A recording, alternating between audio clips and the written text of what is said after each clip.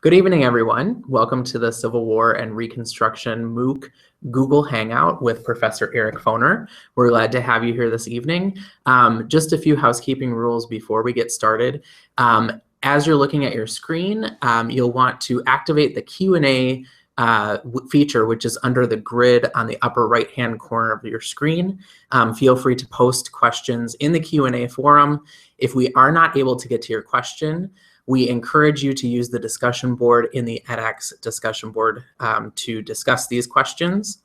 And without further ado, Eric Foner. Thank you, Andrew. Okay, well, it's nice to see everybody, and I am going to spend the next hour responding to questions that are posted that I see on a screen in front of me, although you don't see it. So let's start with this one.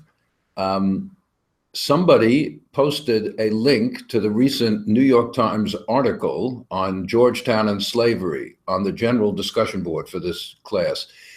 Can you talk a little about the significance of that discovery? Yeah, well, that's a fine question. The article, as many of you probably have seen, had to do with the fact that the Jesuits who ran Georgetown University back in the 1830s, I guess it was, when the university was fundamentally running out of money, to survive, sold off somewhere over 200 slaves. I don't exactly remember the exact number, but 200 and some odd slaves who were owned by the university.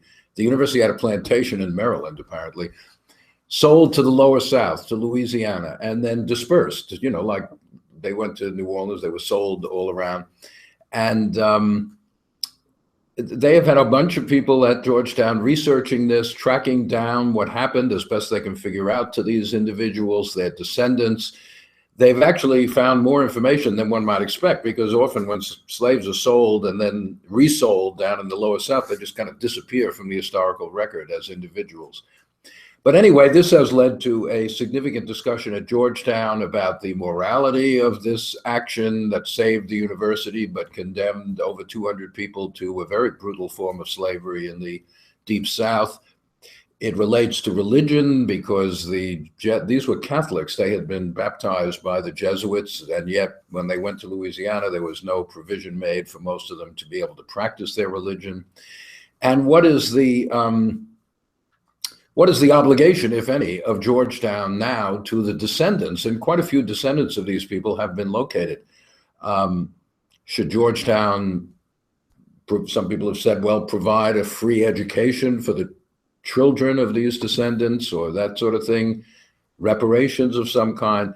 Anyway, this kind of debate is taking place all over the place now at many universities. This is an extreme example, but Brown, Harvard, Virginia, many other places are looking into their history with slavery and discovering that if they go back far enough, there's certainly connections with slavery, whether they're in the North or the South. Slaves owned by the college, slaves owned by officials, trustees, students, slaves employed to work on the campuses. We are actually doing this at Columbia right now. There's a project called Columbian Slavery, which I've sort of been directing actually over the last year or two, involving students doing research on this question. And we will soon be launching, probably in the fall, a website, Columbian Slavery, which puts up the information we have gathered now. Although it's an ongoing project, students will be continuing to do research papers on this next year. Columbia didn't own any slaves. Columbia did not sell slaves like Georgetown, but in the early days, Columbia was established by wealthy New York merchants. Most of their money came from slave trading or trading with the West Indies and the products grown by slaves. Most of the early presidents and trustees owned a few slaves, mostly household slaves. Many of the students came from slave-owning families. So there is a history of slavery in connection with Columbia, and but also of anti-slavery. There were abolitionists who came out of this college. Our project has gone up to the Civil War and could go even further. And this is part of I think, a very salutary effort to sort of really dig deeper into the history of race in America, and particularly the way many prominent institutions profited in one way or another from the existence of slavery, and not only in the South. That's the real point. Columbia, Harvard, Brown, all had, Princeton, close connections to slavery at various points, even though they were all in states where slavery was abolished after the American Revolution. So, you know, I don't know what Georgetown could do about this, but it is, I think, a very salutary discussion to have as an educational process about slavery in our history. All right, let's move on to some other questions. From Sonataka. When was serious scholarship on Reconstruction carried out that began to change the accepted view of the period? Well, you know, that's interesting because the old accepted view originated here at Columbia, really, around 1900 or so, in that period, 1900, 1910, the so-called Dunning School. I talk about this in the lectures, so I don't want to repeat that here. But, you know, and even when those works were published, there was some critiques of them. John R. Lynch, a Black man who had been a congressman from Mississippi during Reconstruction, later moved to Chicago and wrote a book and several good articles in the 19-teens critiquing the scholarly history of Reconstruction that was coming out. One of his books, he called his book The Facts of Reconstruction, trying to challenge the racist portrait. In the 1930s, W.E.B. Du Bois wrote his great book, Black Reconstruction in America, which really challenged frontally the racist view. But the problem was in the mainstream universities, these things were ignored, totally ignored. So it wasn't really, I think really until after World War II, as racial views began to change, that you began to get what they called revisionist views of Reconstruction. And then when the civil rights movement accelerated in the late 50s and 60s, you got a tremendous outpouring of work on all sorts of aspects of Reconstruction, local Southern history, congressional history of Reconstruction, President Johnson, President Grant. It's really in the 60s that the flood of these new books really took over, and it's been going on ever since. Not that historians all agree. Obviously, there's still plenty of disagreement among scholars, but the old so-called Dunning School, I think, has been laid to rest now, and you won't find any historian who holds to that view in its original form. Do you have any tips or suggestions for effective and meaningful ways to teach Reconstruction and the Reconstruction Amendments, particularly the 14th Amendment to high school students? Cody Wells. That's a great question, and I have thought about that a lot, and I've tried to do what I can. I do lecture a lot about Reconstruction outside the ivory tower. I think the way to get students interested in this is to show them how relevant it is to the present and to their own lives. The 14th Amendment, just take that one addition to the Constitution, deals with citizenship. Who is a citizen? That's being debated on the front pages in our presidential campaign right now. Who should be a citizen? How do you become a citizen? The 14th Amendment talks about equality among citizens. What does that mean? Equal protection.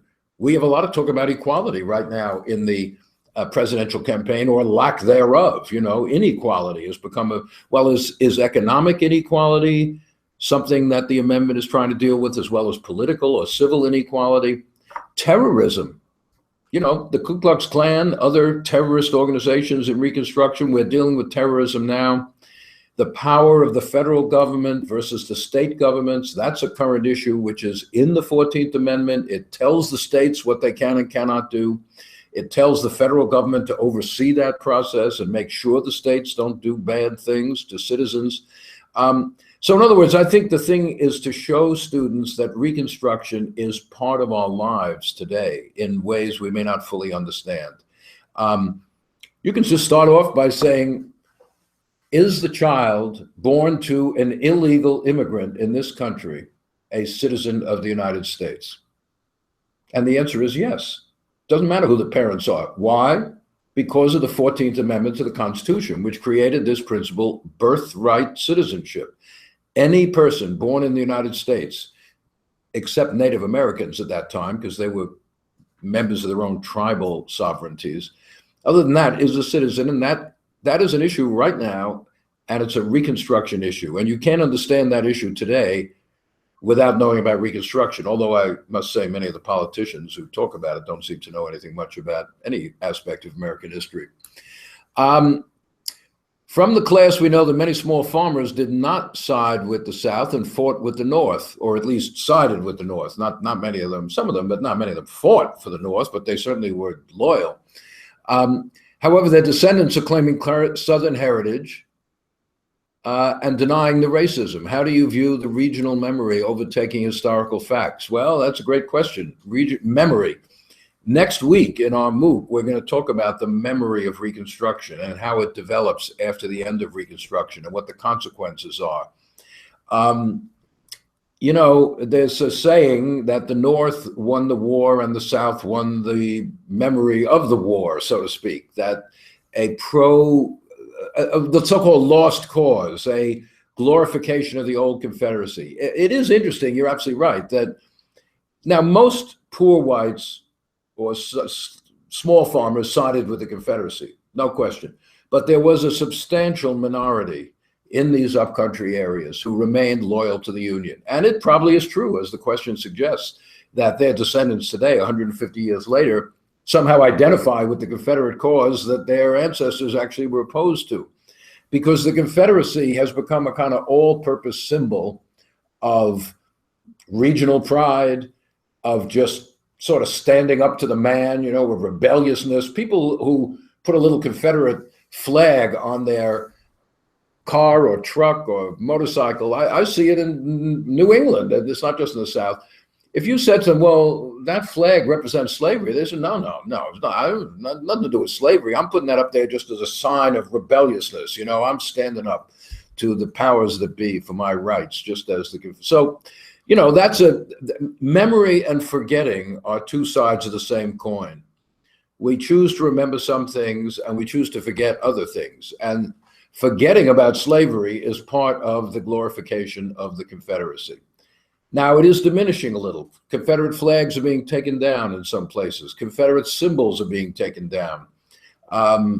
Confederate statues are being taken down. There are a lot of people in the South and in the whole country who do not want to identify with that cause as their regional pride. But this is a complicated and difficult process. And, you know, it's going to take a long, long time to kind of recreate historical memory in the South and in many other parts of the country. Why did General Grant align himself with the radical Republicans and their policies? Was he ever that interested in politics before the Civil War? Well, you know, it's a good question. Before the Civil War, Grant had very little interest in politics. He was a career soldier. He was vaguely anti-slavery. I think he was a Democrat, really, before the Civil War, not a Republican. In the Civil War, he was a soldier. He did what the president told him to do. He absolutely understood the superiority of the civilian to the military. The president says, we're going to free the slaves. Grant says, we're going to free the slaves. It's not my job to make that decision. It's in a democratic society, it's the elected officials who make these policy decisions. But Grant began to get politically shrewder. And by the end of the war, some of his good friends were telling him, hey, you are the most popular man in the country now, and you should run for president. And there's no question that as time went on, Grant began to think that way. At first, he aligned himself with President Johnson, or he allowed President Johnson to use his popularity. When Johnson traveled on the so-called swing around the circle in 1866 to drum up support for his policies in the North, Grant came with him, at least for a while. And Johnson would sort of stick Grant up there, sort of like Donald Trump did with Chris Christie, remember earlier on? You know, just put him up there and let him, you know. And Grant seemed very uncomfortable and eventually left the tour and aligned himself not with the radicals, but with the mainstream Republicans, with Congress. And he understood that Northern public opinion was on the side of Congress and not on the side of Johnson, and he went with Northern public opinion. When he became president, nobody really knew exactly what his specific views were, but again, he aligned with Congress. He aligned himself with the Republican Reconstruction policies. He was not a radical, but by that time, radical positions were mainstream. Black suffrage, black civil rights, new governments in the South, Grant comes in, he says, he runs on the platform, "Let us have peace." That's his slogan. But there was no peace, and he has to deal with violence in the South. He's got to deal with massive resistance. He tries, he does this, that. Eventually he retreats, but Northern public opinion is retreating altogether, so you can't just blame Grant for that. Grant was a shrewder politician than a lot of people give him credit for. Let me just put it that way.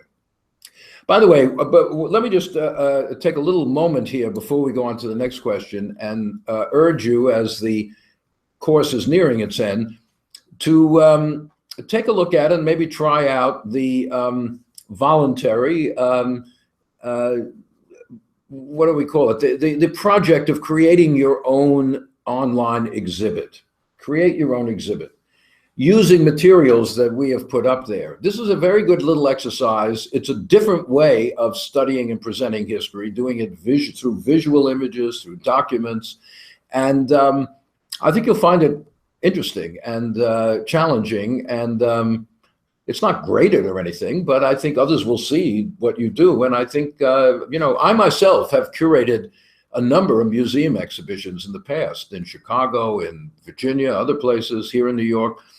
And I always find it an interesting experience. It's very different from writing a book,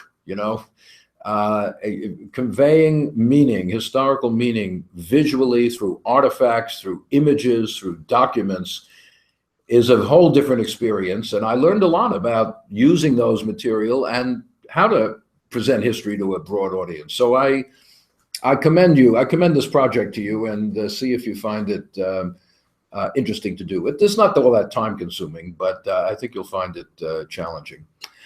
Okay, let's move on to another question here. Under congressional Reconstruction, were the Southern states required to take an oath of loyalty to the Union in order to be restored to statehood? If so, was this done at the legislative? All right, well, oaths. Reconstruction was full of oaths of loyalty of one kind.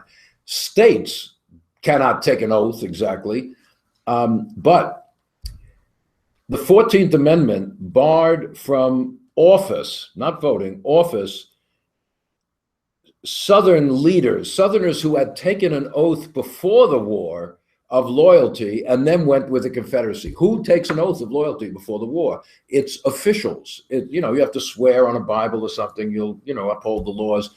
Army officers, public officials, not ordinary Confederate soldiers, but public officials who had taken an oath to the Union and then went with the Confederacy. They were barred from holding office, but they could be relieved of that by a vote of Congress, and over time, many of them were. Now, when new governments are established in the South, each state has their own rules about this. At the beginning, some states said nobody who can't take an oath of loyalty can vote. An oath of past loyalty. There's the oath of future loyalty. Yeah, I'm now loyal to the Union. There's not much choice anymore, right? The war is over. The Confederacy is dead. Who are you going to be loyal to now? All there is the Union. That's the oath. But there's also the ironclad oath that you have never supported the Confederacy. Obviously, there's a lot fewer white people who can take that oath. All the black people could take it because they didn't support the Confederacy. And it becomes very complicated. For example, in federal court, to serve on a jury in a federal court, you have to take the ironclad oath that you have never supported the Confederacy. That meant you got a lot of black people on juries in U.S. courts. In state courts, very quickly these things disappear, and anybody can serve in office or serve on a jury or anything like that. So there are all these different oaths around. And what's interesting is people took oaths seriously. I mean, you might say, well, what the hell? I'll take an oath. I don't care. But no, people took it seriously. If they did not really feel loyal, they did not take the oath. If they could not say that they never supported the Confederacy, they did not take the ironclad oath. They did not sort of perjure themselves. They took their oath seriously. And, but the oaths kind of die out as Reconstruction moves along. All right, from Elliot. Ratification of the 14th Amendment was a precondition for admission to the Union. If Southern states were not yet readmitted, how did they have standing to vote for or against ratification? Yeah. that's one of the problems of Reconstruction, of the complication. Are they in or out anyway? The 13th Amendment required 3/4 of all the states, not just the Northern, the South too. Andrew Johnson made it a requirement that the new Southern governments he established ratify the 13th Amendment. One or two of them refused, but anyway, the 13th Amendment's ratified. Well, they're not in. Where are they? Are they in the Union or out of the Union? This is a metaphysical problem, which Lincoln said in his speech on Reconstruction. In his last speech, he said, this is like how many angels can fit on the head of a pin. It's a malicious argument with no practical bearing. We all admit, he said, they're not in their proper relation to the Union. The Republicans eventually came up with this concept called the grasp of war. They were still in the grasp of war, even though the war was over. So they hadn't actually left the Union. The North said, no, you can't secede. They're still in, but they're not in their proper way of being in. And in order to get in fully, they have to do certain things. So you're right. When the 14th Amendment is passed by Congress, they say any Southern state that ratifies, what do you mean get in? Will be allowed to have representation in Congress. Okay? Tennessee ratifies, and they get their men in Congress. All the other Southern states said, no, forget that. We don't want the 14th Amendment. We don't want to give black people citizenship and equal rights and all that. Forget it. We're staying out.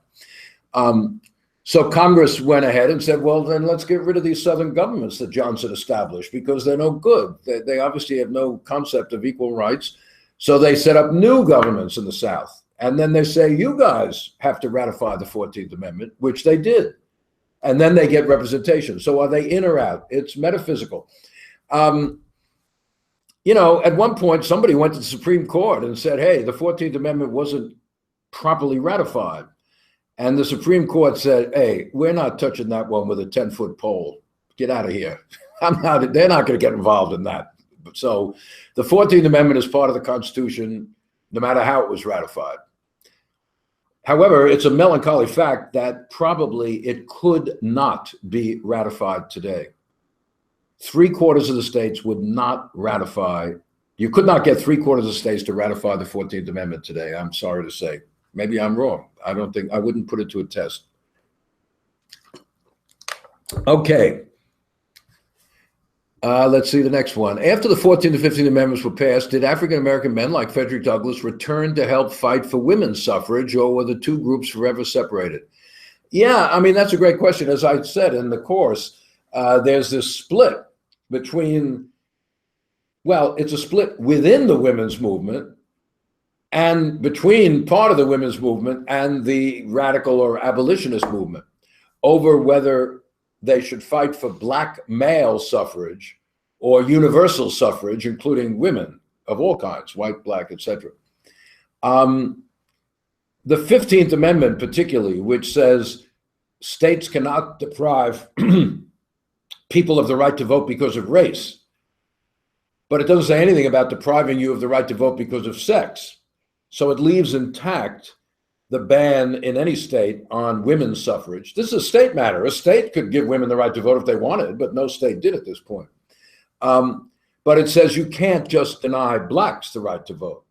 So that means black men can vote, but women can be barred and are barred in all the states. So the women's rights movement was fed up with this, although a good number of them said, no, we have to accept the 15th Amendment as a step forward. Particularly the black women in the feminist movement said, well, black male suffrage is necessary for the black community, even though it is not sufficient. So what happened after that? Well, it's a good question. Not much. I think the split was so bitter that guys like Douglass, although in principle they believed in women's suffrage, were not really ready to get back on the bandwagon and fight for that. And it took another half century, you know, right? The 19th Amendment, 1919, 1920. It took another half century to get women's suffrage into the Constitution.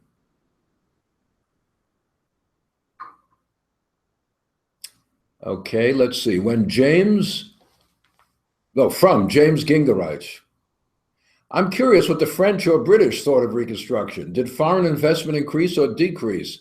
Did the actions of the radical Republicans help or hinder foreign trade? You know, I'll tell you a funny thing. Just the other day, I was reading an essay by one of my graduate students about one aspect of this. She studied the reports of the British consuls. There are British representatives in Charleston, Savannah, and New Orleans, basically for trade purposes. The British do a lot of trade with those cities, and they're reporting back to the British government about what's going on in Reconstruction. And what do they say? It sort of suggests, they say, this is all terrible. It's going to disrupt trade. If you give black people rights, they'll never grow cotton anymore. These governments are going to, the chaos in the South is going to interfere with trade. They urge the British government to complain to the US government about the Reconstruction policies. Now, the government in Britain said, come on, we can't go and tell them what internal policies they can have within their own country. So that's ridiculous. But they monitored it very carefully. The British particularly were going through a very trying time in their own empire. In 1865, as Reconstruction is beginning in the US, there's the so-called Morant Bay Rebellion in Jamaica, West Indies, where blacks are demanding greater rights there. And that is suppressed, and it reinforces the idea in Britain that black people are kind of savages and violent, and you can't really give them any rights. And that reflects over into their response to radical Reconstruction in the US. Also, the British, when the British abolished slavery, the production in the West Indies, and the French too, of sugar declined dramatically. And the British were afraid that the same thing would happen in the US after slavery, that cotton production would decline dramatically. Actually, it didn't. It came back very fast. By the 1870s, there's more cotton being grown than there was before the war. So that collapse of staple crop production didn't happen in the US. But the British, as the question suggests, the British were mostly concerned with cotton and trade. And once it became clear that they were going to get their cotton anyway, they lost interest in Reconstruction. It didn't matter to them what was going on in terms of politics in the US as long as that cotton was rolling along. If radical Republicans, Thomas Morgan, if radical Republicans had been successful in implementing a radical Reconstruction plan, would guerrilla war and terrorism have flared even worse than it did? How hard should the federal government have been on the South? Well, first of all, the radical Republicans did implement what was considered a radical plan of African-American suffrage, interracial democracy, radical Reconstruction in 1867. And this did generate guerrilla war and terrorism, as the question suggests. Would a more radical plan have generated more terrorism? Probably so. Let's say they had decided to do what Thaddeus Stevens wanted, which didn't happen. Confiscate the land of the big planters and divide it up among the slaves. But, Stevens had part of that plan to counteract this. Not only was former slaves going to get land, but ex-Union soldiers were going to get land. You would settle Union soldiers in the South, so they would be there in case violence reared its head. They'd be there to help protect the new governments and situation. But it really, ultimately this required federal intervention to crush this kind of terrorism. By the way, we face this problem today. What do you do about terrorism? What should we do about ISIS, let us say? Do we just carpet bomb them all, as who was that, Ted Cruz or somebody said during the Republican debates? Well, carpet bomb, they didn't have carpet bombs back then. That means just killing thousands of civilians as well. But what the hell? They're in the Middle East, who cares? But let's say we're not going to carpet bomb the whole region. What do we do? Should we send American troops back into the Middle East? No, not too many people like that idea. We're arming the moderate rebels, but unfortunately, they don't supposed to be any. They don't seem to be any, and they don't seem to want to fight anyway. So it's very tricky to say. Or some people say, no, don't do it there. Go after the sources. Go after the radical Islam, the imams, the people in the West who are spreading this kind of ideology. But all I'm saying is, I don't know the answer. It's very complex. So the federal government did intervene against violence. In 1871, they crushed the Klan in some states, but then violence comes back a few years later. And by then, just like today, Northerners are just not, they've lost the will to go and keep fighting and fighting and sending troops. They don't want to do it anymore. So, I don't know what would have happened, but we do know what did happen, and violence was a very, very serious problem. From the discussion board, how was the labor shortage the planters experienced in Reconstruction dealt with? Well, that's a good question, because there was a labor shortage and it continued for a good while. First of all, women did not work in the fields nearly as much as they had under slavery. And that's a shortage of labor. Now they're working in their homes. They're taking care of their families. They're working on gardens of their own. Children are not out in the fields. They're in school. So in other words, under slavery, you could put a lot of labor into the fields because, you could tell them what to do. Under freedom, it's a little harder. And then people don't want to work from sun up to sundown with a guy whipping them. No, under freedom, not going to do that. So there is a labor shortage. Some planters said, let's bring in Chinese. In fact, they did in Arkansas, Louisiana. They brought in some Chinese to work in the plantations, but they didn't want to do this either. Chinese didn't want to come over and be slaves in the United States.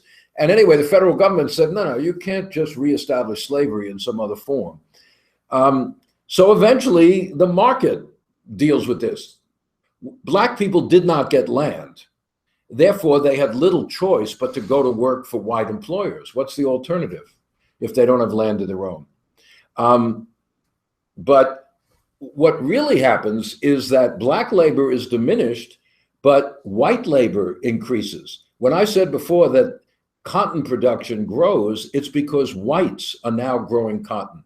Before the Civil War, all the cotton is coming out of the Black Belt, the plantation belt. Now in the upcountry, small white farmers are growing cotton for cash, for credit.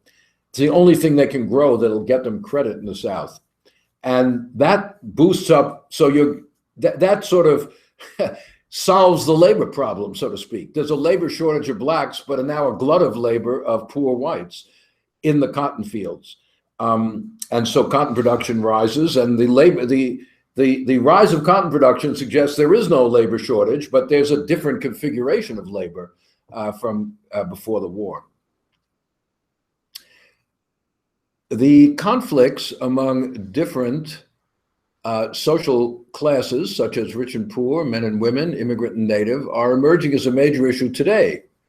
Not only in South Carolina, my country, well, welcome then, but also in the world. Can we find a link between this issue and Reconstruction? Well,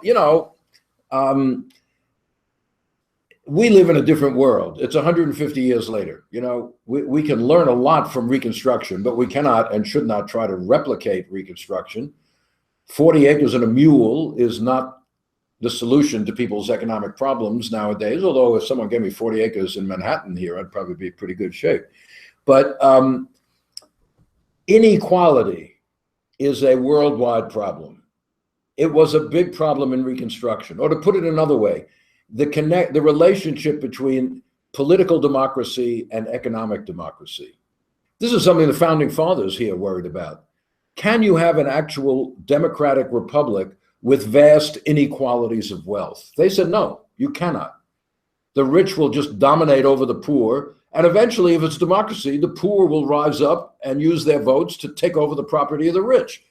And the rich will deserve it, as said Madison, if they've been oppressing everybody. But he didn't want that to happen. As long as there was free land in the West, it wouldn't happen, he said. But eventually, there's no more free land. And inequality grows. Now it's happening all over the world in this process of globalization. And so, yes, the conflicts of Reconstruction resonate in the present moment, even though we're in a different economic situation, we're in a different political situation, and we cannot go back there for answers to the problem today, but we can go back for perspective, helping us think about how to solve this problem today. Do you believe the common thread through pre- and post-Civil War was the struggle for power and control of the nation? Yes, that's one of them. Obviously, the United States before the Civil War was an anomalous situation. We had two very distinct social orders within one political system, right? We had a free labor society in the North, a slave labor society in the South. Not that they were totally contradictory. After all, many in the North benefited enormously economically from slavery, made profit off it. But still, the fundamental principles of these societies were at odds with each other. Free labor, slave labor, to put it simply. And in a democratic, now, the British had this, but slavery was far away. Slavery was out in colonies, in the Caribbean. There was no slavery in Great Britain, and Parliament could rule over the whole empire. So Parliament abolished slavery in the 1830s. They could do that, and they didn't face the question then of, well, what's going to be the status of these black people in Britain? They're not in Britain. They're far away, thousands of miles. In the US, it's different. The South fundamentally controlled the federal government up to the Civil War. Lincoln's election is a shift, a fundamental shift of power toward Northern control of the federal government. That leads to the South's secession. The Civil War destroys the Confederacy, consolidates Northern control of the government, you might say, forever, or until recently. Now the South with the Republican Party is very powerful again. But that's one aspect of this. I wouldn't push aside the slavery issue, because without slavery, who cares who controls the government? In other words, New England had great power. It lost it. They didn't secede or fight because their economic interest was pretty much the same as the West in many ways, etc. So it is slavery that creates this dichotomy that produces the struggle for power. And one could certainly look at the Civil War from that perspective if one wants to. What similarities do you see between the national Gilded Age politics and the national politics of today, particularly citizens in their responses to governmental action, inaction? It's interesting. My good friend and former student, actually, Steve Fraser, wrote a book about 2 years ago called The Age of Acquiescence. And the argument of this book was, we had a Gilded Age in the late 19th century, great inequality, big corporations running amok, banks ripping off everybody, economic collapses caused by these rich maniacs. And there was vast public opposition. There were labor uprisings. There was the Populist Party. There was politics. There was tremendous political insurgency against the rising inequality. Fast forward to today, he says, 2 years ago, and the same thing is happening. We had a tremendous economic crisis caused by banks running amok. We have governmental inaction in many ways, just like back then, or governmental just being crony capitalism in cahoots with these guys. We have rising inequality, and yet nothing, he says, political acquiescence, complete and utter apathy. Well, that shows you why historians should write about the past and not the present and the future, because, and he's the first to admit this, he is totally wrong. Today, this year, there's gigantic insurgency. Both Sanders and Trump are appealing to the people who feel aggrieved, who want change in different directions. But, the Sanders campaign, an actual socialist, getting millions of votes, saying the economy is rigged against the ordinary person. We've got to have a political revolution. Who would have thought that that was even conceivable? Certainly, Fraser didn't think anything like that was conceivable when he wrote his book. And I recently read an article by him where he sort of has a mea culpa and a kind of explanation. How come he got everything wrong? That's why I write about the 19th century. We know what happened back then. All right, from Conrad Bourne, I found the Exoduster movement. I really would like to find out more about what happened at the New Orleans Conference of 1875 and developing a black colony and how Kansas became the choice. Yeah, interesting. Long ago, Nell Painter, a very fine historian, wrote a book called Exodusters about the Exodus movement, and I would urge you to take a look at that. There have been some other books about it since then. The Exoduster movement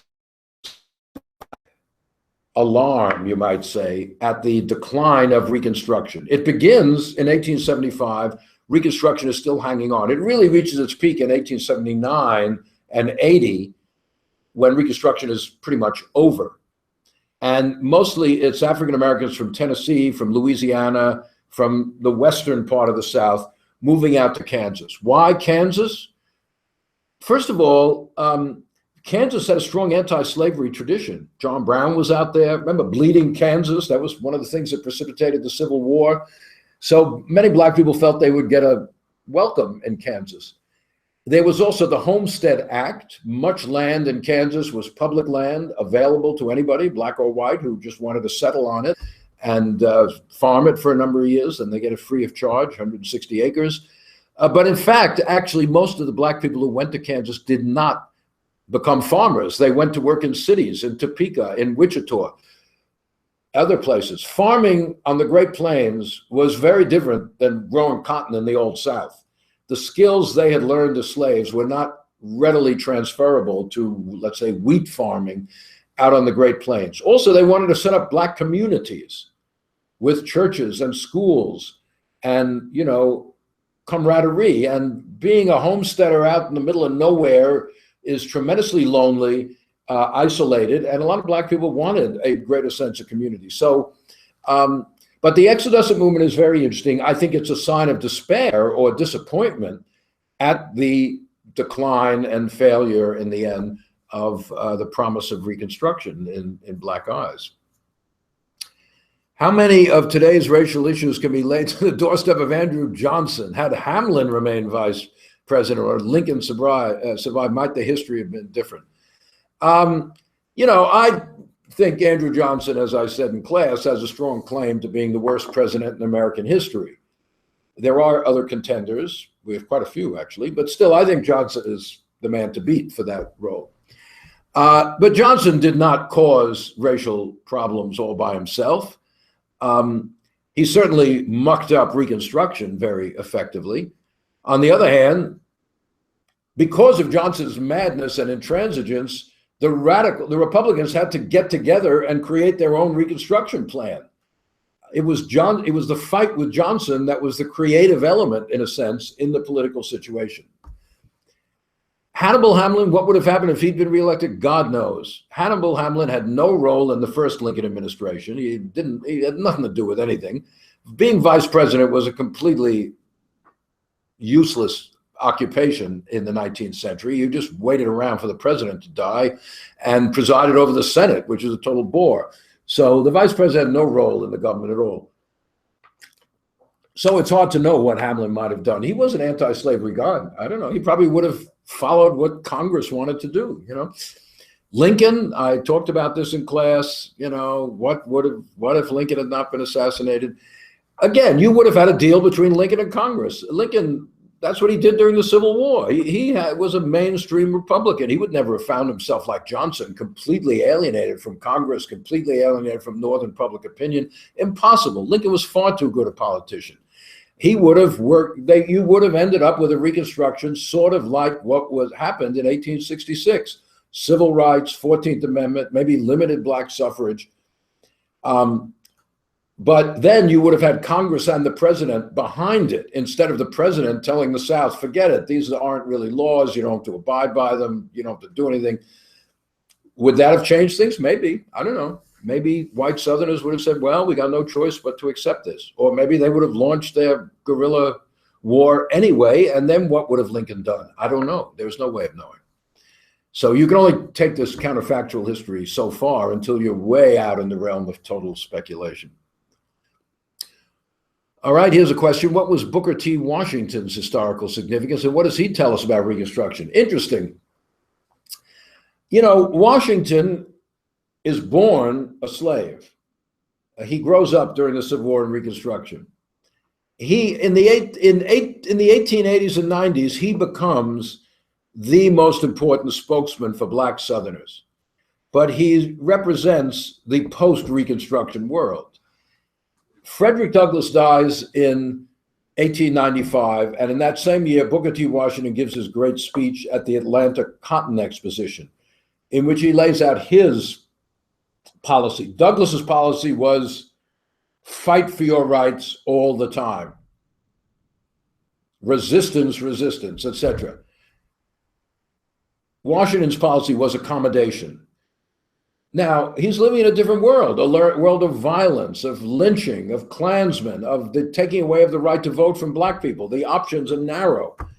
He says, look, we got to make the best we can under a terrible situation. We cannot be engaged in politics. They won't let us. Moreover, Reconstruction is a big mistake. We got political rights too soon, he said. We should have focused on economic advancement. The way forward is through economic advancement for Black people. And whites will not stand in the way as long as we tell them we will not fight for our political rights and we will not fight for labor rights. We will be an accommodating laboring class and we will advance economically. And maybe then in the future, we'll get our other rights back. That's Washington's position. That's a Southern realist position in the 1890s. And it tells about Reconstruction. He said Reconstruction, it was a mistake, it was premature, and it failed. And therefore, we got to forget about Reconstruction and worry about other avenues of advancement. You know, that now the problem is, how can people enjoy economic advancement if they have no civil rights, no political rights, and they do not stand up against violence, segregation, and all sorts of other humiliations? How can they defend their economic gains if they make them? That's what W. Du Bois comes along and says, look, Washington's plan is a non-starter. It's a surrender. We will never get anywhere if we adopt this, if we just accept all the oppression and beg for some economic crumbs from the table. So that's the debate of the early 20th century in Black leadership. All right, we're rolling along here. Why is the situation still as it is? That's today. I'm not a politician. And when it comes to Black Lives Matter and these different situations where Blacks are seen negatively, with this history and people knowing the evolution, what makes it difficult? Well, you know, look, we are studying a pivotal moment in American history, Civil War, Reconstruction. But it's 150 years ago, and it was followed by a century of Jim Crow, of segregation. It's not like inequality ended with the Civil War and the end of slavery.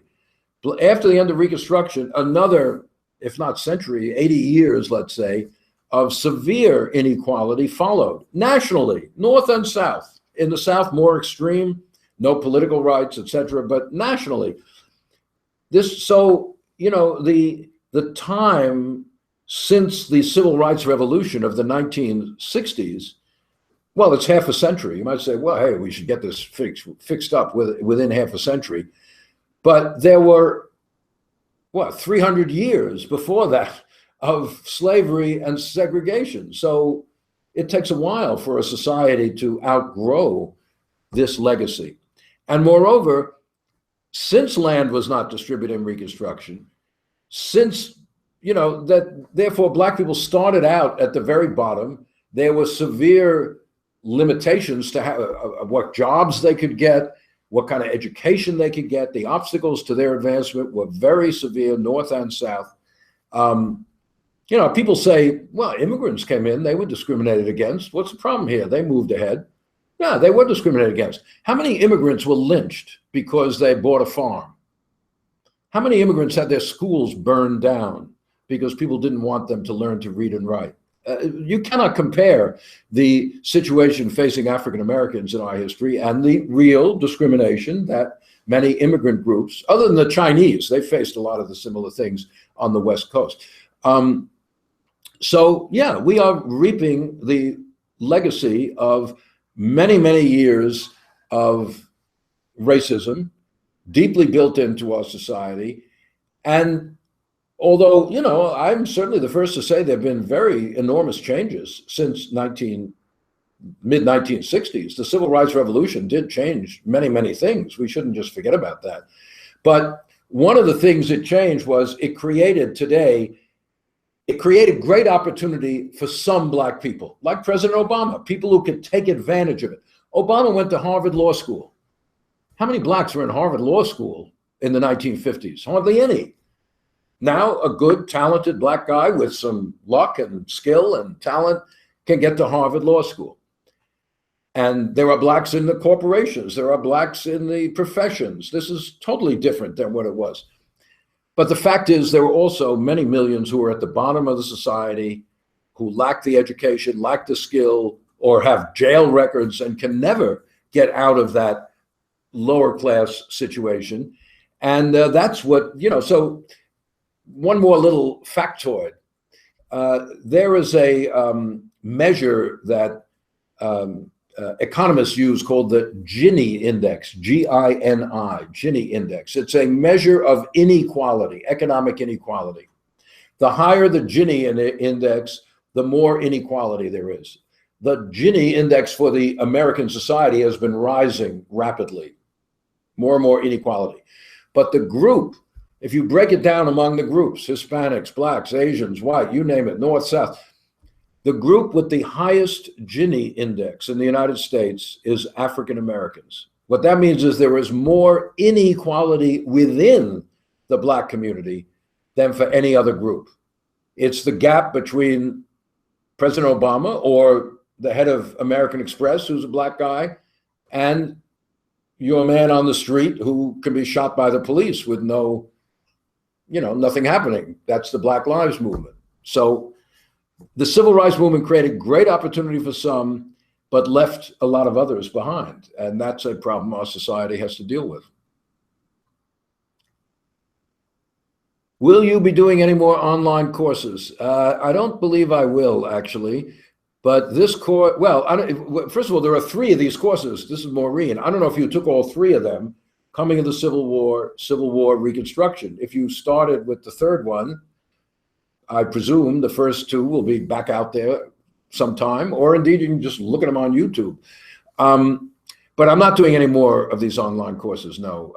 This is my main area of interest. I've put out there what I have to say, and people can see me. I have retired from teaching at the end of this, just a few weeks ago, at the end of this academic year. So I'm not going to be doing any more courses, which could go online. General Grant elected president, plays a role in Reconstruction. What became of Sherman?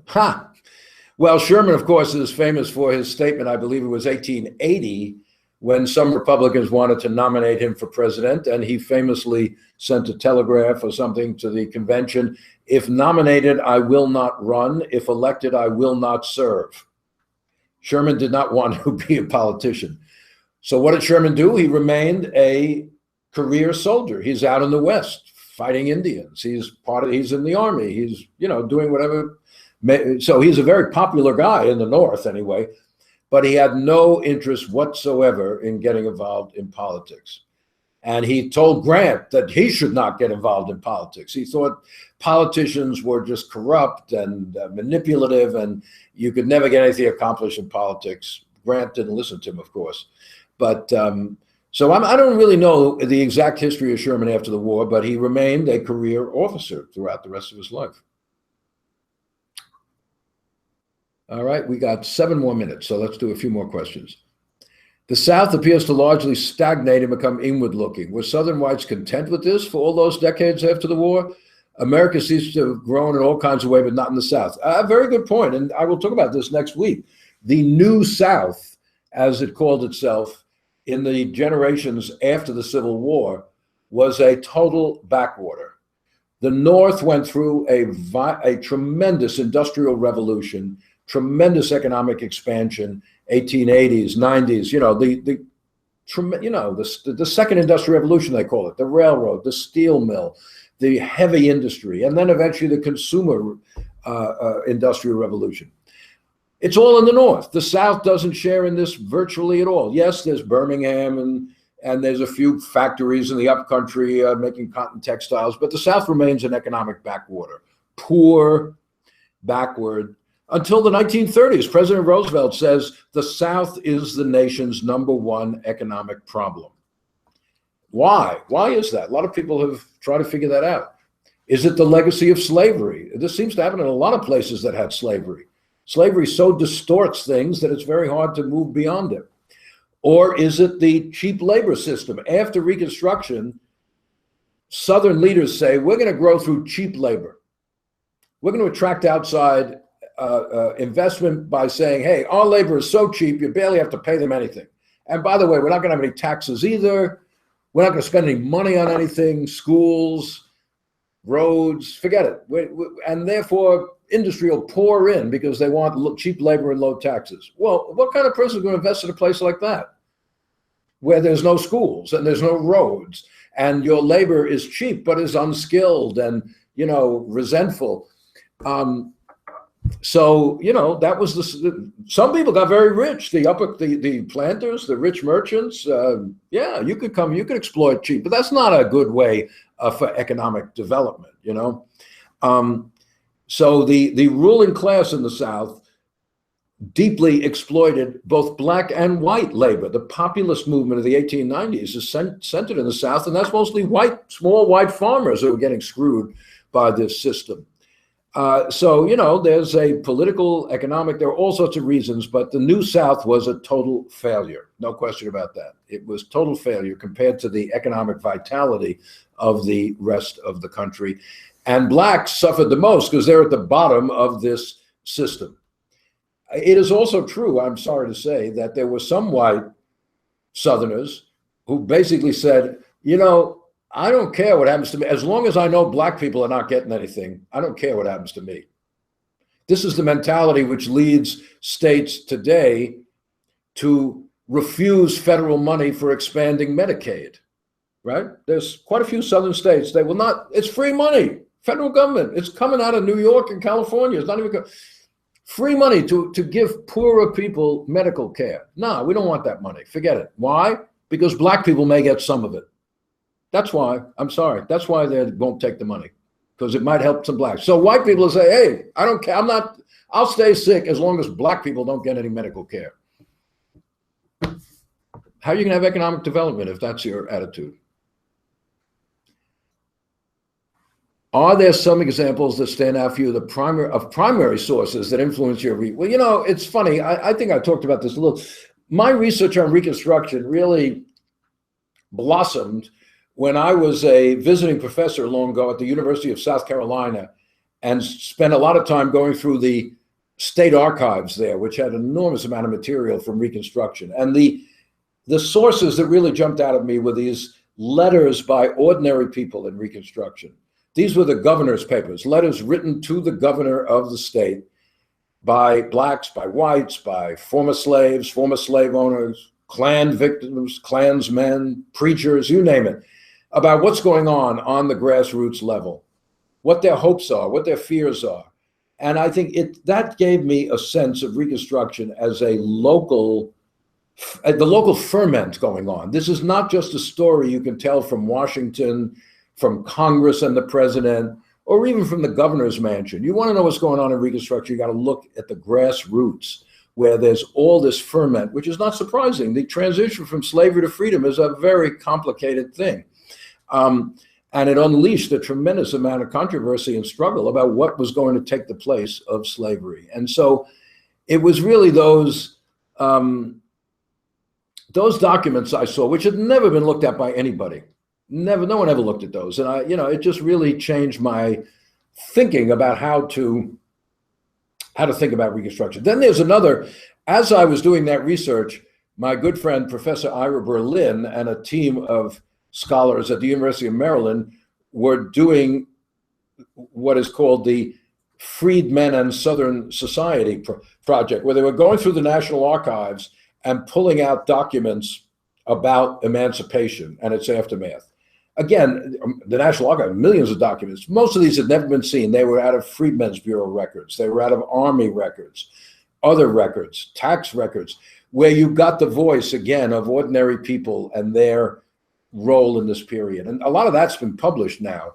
So if you're interested in really dramatic primary documents, look at the publications and the website of the Freedmen and Southern Society project.